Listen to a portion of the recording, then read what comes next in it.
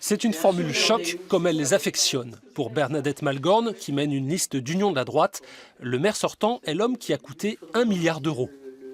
Quand on additionne les emprunts, proprement dit, la dette directe et les garanties d'emprunt, c'est vrai que ça fait plus d'1 milliard.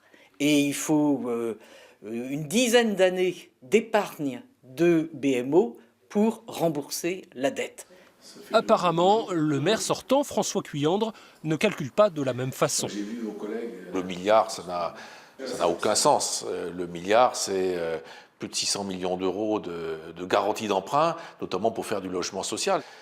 Ça n'a jamais donné lieu à un quelconque remboursement de la part ni de la ville ni de la communauté urbaine de Brest. Donc, les finances publiques sont très complexes et les candidats choisissent souvent les chiffres qui les arrangent.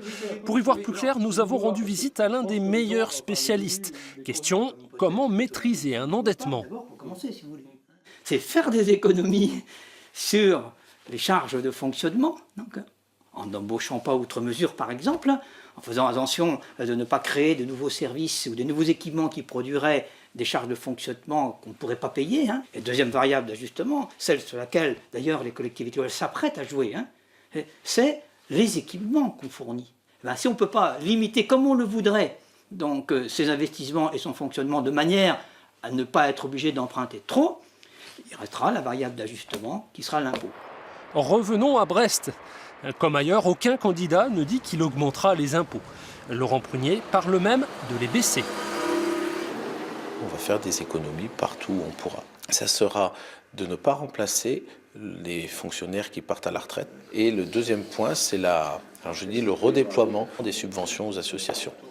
Aux associations et aux gros équipements style Brestem et toutes les sociétés d'économie mixte qui vivent autour de Brest. François Cuyandre ne veut pas, lui non plus, augmenter les impôts et reste zen face à la chute des dotations de l'État, autre contrainte forte.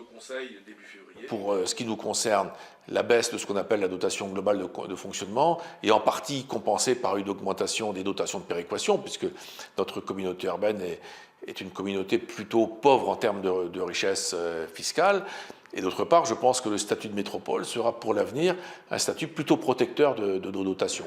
Pour conserver un endettement aujourd'hui raisonnable, le futur maire de Brest devra soigneusement jongler entre les différents paramètres.